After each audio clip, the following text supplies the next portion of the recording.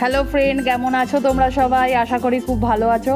তো আমি আবার চলে এসেছি তোমাদের কাছে একটা রেসিপি নিয়ে। তো এটা হলো লোটে মাছের রসার একটা রেসিপি। তো স্কিপ না করে পুরো ভিডিওটা দেখার অনুরোধ রইল। হাই, আমি সুস্মিতার পাকশালায় তোমাদের স্বাগত। তো চলো দেখে নিই আজকের রেসিপিটা।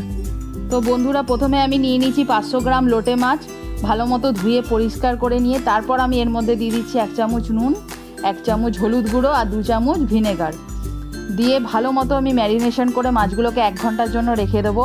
1 ঘন্টা পর একটা ঝুড়ির মধ্যে আমি জলটা ঝরিয়ে নেব, মাছগুলোর এক্সট্রা জলগুলোকে। তারপর আমি নিয়ে নিচ্ছি 2টো পেঁয়াজ আর একটা টমেটো। তো একটা টমেটোটাকে আমি কুচি করে নিচ্ছি।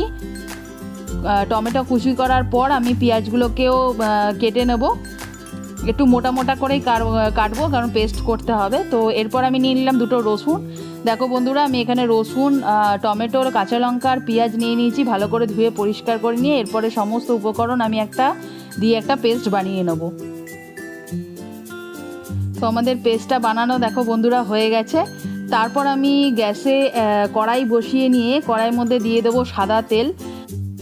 লোটে মাছে যে কোনো রেসিপির জন্য তেল কিন্তু আমাদের বেশি পরিমাণেই লাগে। তো বন্ধুরা দেখো, তেলটা গরম হয়ে গেলে আমি ওই তেলের মধ্যে দিয়ে দিলাম যে পেস্টটা বানিয়েছিলাম সেই পেস্টটাকে। লোটে মাছ বাঙালিদের খুব পছন্দের একটা রেসিপি। তো তোমরা কি মনে করো বন্ধুরা?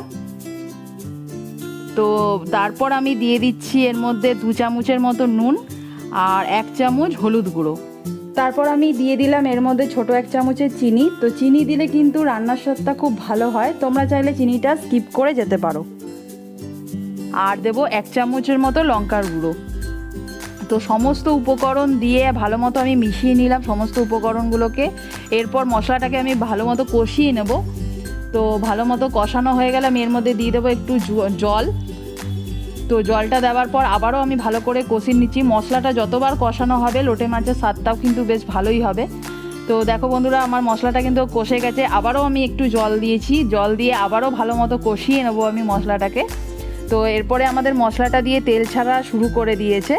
এরপর আমি লোটে মাছগুলোকে একটা একটা করে কড়াইয়ের মধ্যে সাজিয়ে নিচ্ছি। গ্যাসের ফ্লেমটা কিন্তু আমাদের এখানে একদম লো করে দিতে হবে। তারপর আমি দিয়ে দেবো এর মধ্যে কয়েকটা গোটা কাঁচা লঙ্কা।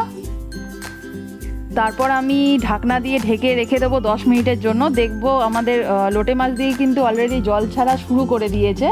দেখো বন্ধুরা, জল ছাড়া শুরু করে দিয়েছে।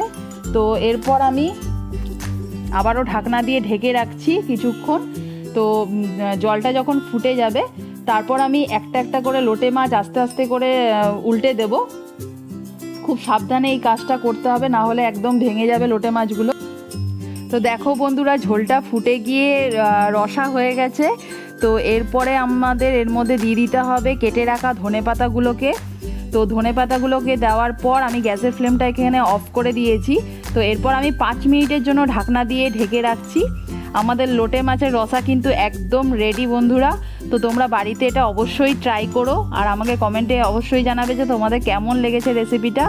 তো ভালো থেকো, সুস্থ থেকো, সাবধানে থেকো। দেখা হচ্ছে নেক্সট একটা রেসিপি নিয়ে।